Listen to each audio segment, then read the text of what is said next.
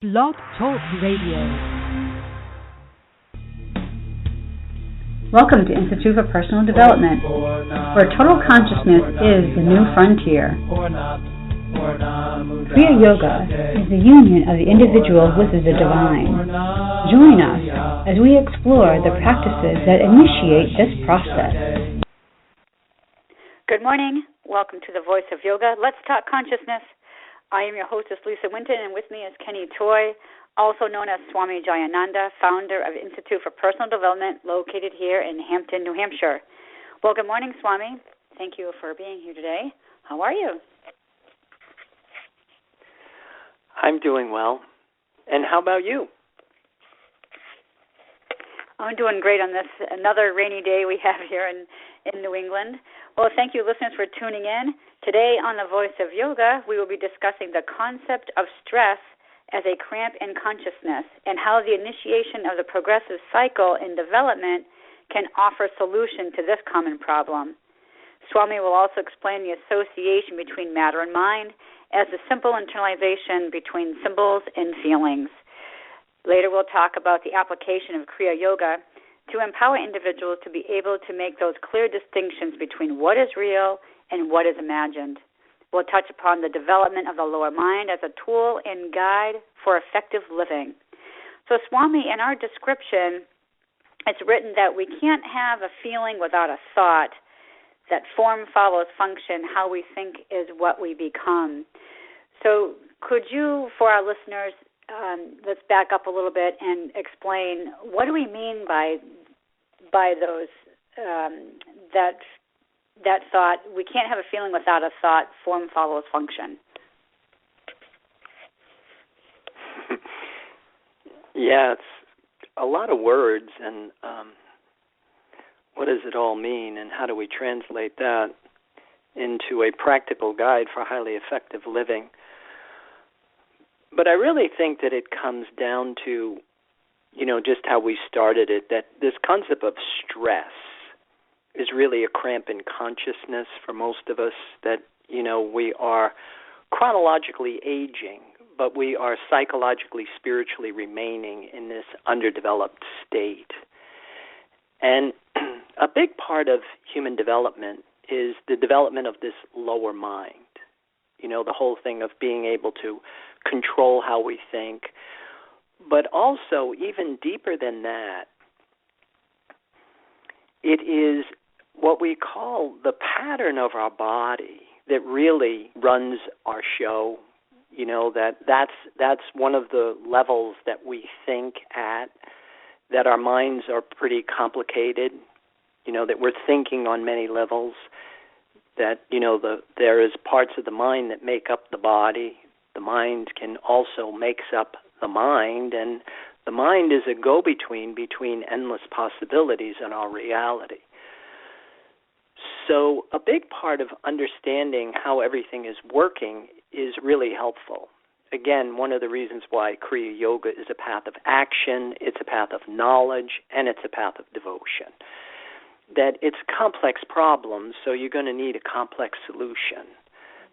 And like last week we said, the more things change, the more they remain the same. And a big part of that expression is that most of us are leading our lives being driven by this pattern. That this conditioned response, this programming that we come in with, that we incarnate with, because we all have a physical body. It's one of the things we're always saying. We all have desire. And what we desire is going to determine our outcome. So a big part of understanding how everything is working is you have to understand what is driving you, what is motivating me. And the average person today does not get out of infantile defense mechanisms. And that's one of the things that we're always saying, is that we're chronologically aging, but psychologically, spiritually remaining in this underdeveloped state. And, there's this expression out there that I really like, that they define insanity as doing the same thing, expecting a different return. Now, if you don't understand this pattern, how these conditioned responses, how this programming is driving your life, then of course you feel like a victim. Everything is seemingly happening to you. The other thing is coming back to the more things change, the more they remain the same, that if you are repeating this pattern, if you continue to ask for things that you seemingly don't want on this unconscious level, then of course your life is starting to look pretty familiar, even though external circumstances and situations are seemingly changing. The underlying driving force behind them is the same. It's the same pattern. That was one of the things I always remember Henry David Thoreau had said in one of his writings, was that most individuals live one day in their life and they struggle the rest of their life to repeat that day. It's kind of like in the therapeutic community, they say that our development takes place between ages 2 and 4 or something along those lines, because that's part of how we program the pattern. And, of course, one of the things that we learn in Kriya Yoga is that the first order of business is I've got to separate from that pattern. Because if I don't separate from that pattern, then I'm going to continue to repeat myself. Yeah, that makes perfect sense. So how do we go about making the change? I mean, would we use something as, I'm going to use the word simple, as affirmations? And if that's the case, what would it look like? Well, to answer your question, I mean, affirmations is a start. See, thought is an energy, and it is capable of producing effects. But again, it's all measurable by the amount of strength we emit it with. It's really our belief that gives our thoughts the power of intention. So if you are just emitting thoughts and trying to affect changes, then you're really kind of counting on what we call the placebo effect. But what we learn in yoga is literally how to detach from our dependency upon the tangible aspect of reality, and how to separate from that, but how to attach to a different source of sustenance. Now, of course, when you detach, which is, again, it's another common phrase that's used in the yoga community, detach, it's just detach. But you have to be attached to something. Now, if you detach from the physical, then you are automatically attached to something else. And reality is multidimensional. So we've got 3 choices. There's particles, there's waves, and then there's this indivisible unified field. So the whole intention really is to detach from our dependency upon particles. But then, if you just detach passively without any intention or understanding of what it is that you're trying to attach to, then you might just dangle and then automatically be attached to the realms of waves, the astral plane. Now, intellectualism is different than materialism, but it's not spirituality. That's the difference. So the whole thing is that in yoga, we recognize that this is something that we have to make happen, but you also need a game plan. That's, again, coming back to you need a path of action, you need a path of knowledge, you need a path of devotion. But the intention is to separate from your dependency upon particles or waves and develop a primary relationship with this life force. In yoga, we call it prana. In the Bible, I think it's referred to as the tree of life. That there is this more subtle source of energy that will give us a different return. But coming back to the concept of stress and, why most of us are stressed out is basically because we're not growing psychologically and spiritually. And, of course, we try and justify what's going on in our inner environment, based on external circumstances and situations. And one of the best barometers when you are dealing with this type of dynamic is you need an anchor. And that's one of the things that we really work with in Kriya Yoga is your anchor has to be something that's tangible. Something that you can internalize in your body so that you can feel that you're okay. And again, that's the association between a symbol and a feeling. Like you can't have a feeling without a thought. How we think is what we become. Form follows function. In the Bible it says, in the beginning was the Word. And then the Word became, reality. So the whole thing is that, starting with affirmations can be really good. But then you also have to recognize that this change has to go deeper. We have to change the pattern of our bodies. And that's where the Kriya Yoga that we teach really excels. Because that's one of the things that we educate people with is, this program is designed to put you in the driver's seat. That you can change thoughts, but you can also reconnect to a more reliable source of sustenance that will give you a different return. And then you will understand, what this whole thing of, joy to the world, the Lord has come. Let peace, guide the universe. It's not something that's abstract and otherworldly. It's just something that I really don't think we have good leadership in how to do it.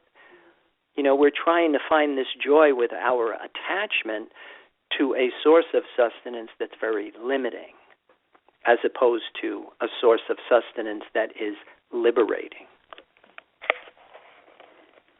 So if I understand everything that you're saying, so if a person is stressed out over the holidays, basically if we can look to ourselves, not just inwardly, but like physically, we look at the physical body, and that is a manifestation of what's going on in our mind. I think that would be correct. So I think what you're saying is we have to work with the body as well as the mind. Everything all kind of works together. So I guess that's what I was saying about the affirmation. So if we say affirmations, whatever that might be, with the intention of believing that is true, that could assist somebody on the way of changing how they think, I think. Well, yeah, you're 100%, but let's really look at what happens in a stressful situation. Because you feel it in your body. That to tell somebody, don't stress, for Christmas or whatever, or don't stress about work or whatever, kind of becomes useless information because you feel, your heart is racing, your hands are sweating, you feel it in your body. But the key here is that you have to be able to make a really clear distinction between what's imagined and what's real. And that's where, I found that the practice of Kriya Yoga was most beneficial, because in Kriya Yoga you train your body to look for what it really does need. You change the pattern of your body so now the body looks for what it really does need. Because oftentimes we are responding as if we're in danger when we're not in a real life-threatening situation. I think the term in the therapeutic community is referred to as emotional needs. And we all have our emotional needs. Mm-hmm. Well, an emotional need is anything that you will respond as if you're in danger if you don't get it. Now, in Kriya Yoga, there is no such thing as an emotional need. See, what makes something a need is that if you don't get it, you die. See, now that's scientific. That's provable. But if you haven't changed the pattern of your body to look for what it really does need, then, of course, you're very susceptible to these imagined influences. And you will respond as if you're in danger because I didn't get the iPad. Yeah, that is so true. I mean, I've actually have heard those similar comments, where I'm working, and these people come in getting all stressed out about buying the right thing for their, person that they're purchasing for. I mean, it's almost comical, actually, in a way, to see these people just totally lose. Sane people just totally lose their minds about what to buy. But I wanted to ask you other questions about. We had said in earlier shows that we create everything that happens to us. Whether you're walking up the stairs and you stub your big toe, or no matter what happens to you, we have created that. So we have to back up a little bit and figure out what was the thought that created this, whatever it is, this imagined stress or real stress or physical things that happen to us. So how do we do that? How do we go back and figure out, well, what was that caused this particular thing to happen? Yeah, again, these are questions that, in order for you to really successfully find answers for that, you're going to need to be introspective, analytical, observant, reflective. You're going to have to know the relationship between your body and your mind. You're going to have to know how your mind works. Because, like you said, there are no accidents. It's our inner subjective state that creates this magnetic biosphere of energy that causes the outside world to respond to us. Now, whether we're doing this consciously, unconsciously, or karmically, those are the questions. But the benefit of initiating your progressive cycle is the whole thing of the opening of the mind, that you actually increase your field of awareness. You understand that you're thinking on more than just this seemingly conscious level. Well, I want to get back to that, but for right now, let's take a quick break to hear a word from our sponsors. So, listeners, we will be with you shortly. Om Purnamada Purnamidam Purnat Purnamudachat. If you are looking for a samadhi-based experience, IPD Kriya Yoga has the goods. A complete yoga program that includes the practices and the process. Starting with the separation from mother, including the labors and tasks of the hero and the return as a whole person. Practice makes perfect only when practice is whole. Kriya Yoga is a path of action, knowledge, and devotion. Samadhi, or total consciousness, is experienced by knowing and doing with devotion. Call or click now and get started. 603-929-0303 or www.ipdtransform.com. Namaste.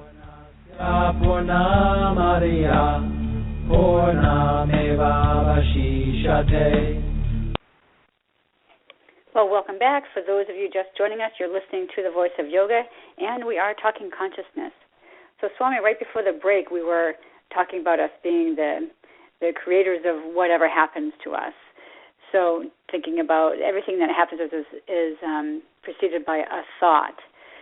So, would you say that for a person to start being more introspective and reflective and aware of what they're doing and thinking, would we start with kind of analyzing what we say and how we say things? Because I know, like, we say the word can't, or, that's a very powerful word. So we need to kind of actually restructure our patterning of how we speak. Would you say that's a good place to start?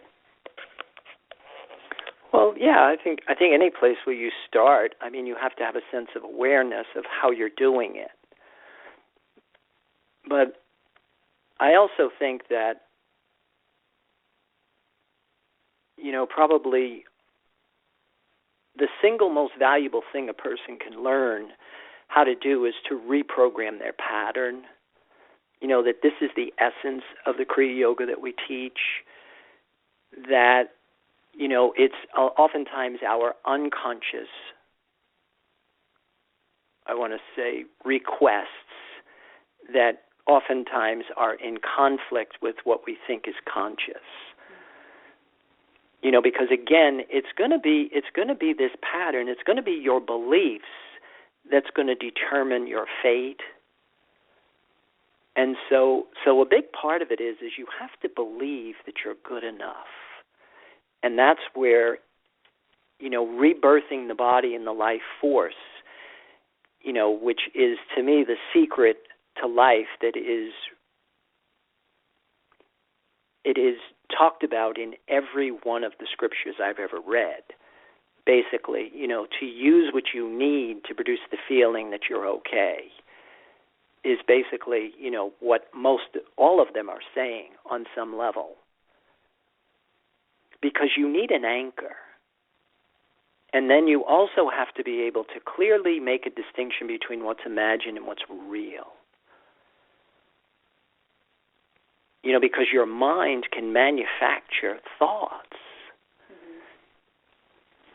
And like you said, just by maybe saying, I can't do this and I can't do that, you're immediately creating undesirable circumstances and situations. But in order to really be successful with the whole thing, it's kind of like, the difference between, finding a solution to something and just relief for something. And trying to initiate your progressive cycle, to me, offers you solution to all of the different things that most of us are just looking for Band-Aids for. And a lot of us are just looking for the quick fix. I don't want to do all of that. I just want to be happy for the holidays. Kind of a thing. And oftentimes I find that, that doesn't really work.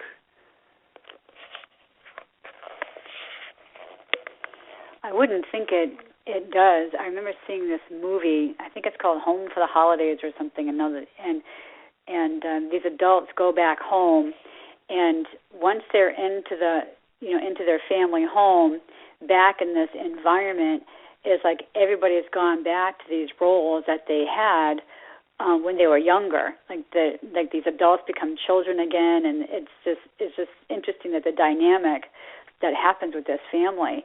Now, is that what you mean by understanding our patterns and our situations, and we have to recognize them in order to maybe make some changes? Yeah, exactly. That's exactly what's seemingly happening. That's why we have what's called the dysfunctional family. It's not so much the family that's dysfunctional, it's the fact that we're not keeping step with human development. Mm-hmm. That where all we understand is control dramas, how to compete for energy on a limited level. In fact, like one of the things I always like to say is that in earlier times, the young went to the elders. And even though they were physiologically deteriorating, psychologically and spiritually, their vision was broad and fertile with universal knowledge. We called that wisdom. Now, today, my experience is when I go to the elders, they speak of their economic status, the ailments in their physical body. Consciousness really has not transcended the limits of body awareness. And, they don't have this sense of purpose, this sense of connectedness to a greater whole. And so as a result, they're still operating from those infantile defense mechanisms. On some deep level, they're seeking approval. Mm-hmm. And that's the cramp in consciousness that we're talking about. And that's what this thing called initiation is supposed to do.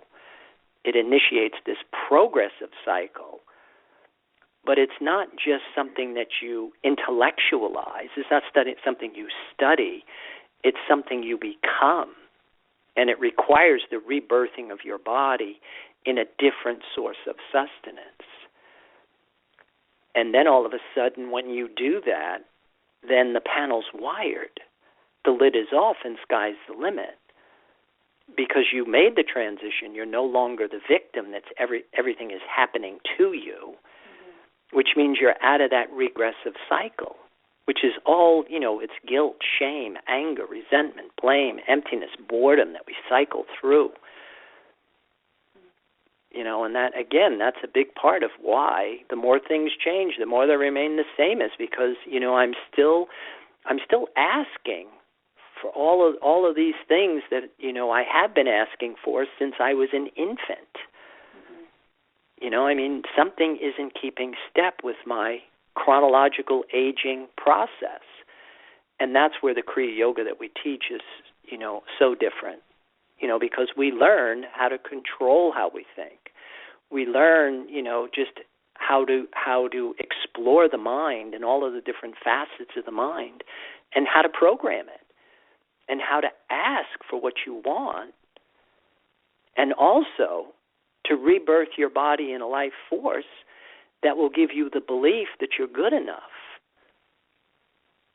Because thought, like I said, is an energy capable of producing effects, but it's all measurable based on the amount of strength you emit it with. You have to believe that you can, and then you have to ask for what you want in the language of the universe so it understands how to give you what it is that you want. And a big part of that is changing this pattern. So practical application exercise, let's do this. So somebody's waiting in line and there's 20 people in front of them at Walmart, and they've only got 2 things they need to purchase, and 3 people in front of them have a cartload of stuff, right? So they start feeling stressed out, right? And now this person recognizes that they're feeling stressed out. What's the first thing they should do? Well, they should recognize that lines are nature's way of saying slow down. How to create, the opportunity of that moment, and the other thing is I'm waiting online, I'm not going to die. All the forces that are really important to me are still intact, independent of what it is that's supposed to happen. It's keeping things in perspective. And if you're accustomed to constantly turning to what you really do need, as a symbol that produces the feeling that you're okay, now you may be late for an appointment. Things might not be going on schedule, but you're still not going to die. So again, you're not going to be Pollyanna and senselessly optimistic and stupid.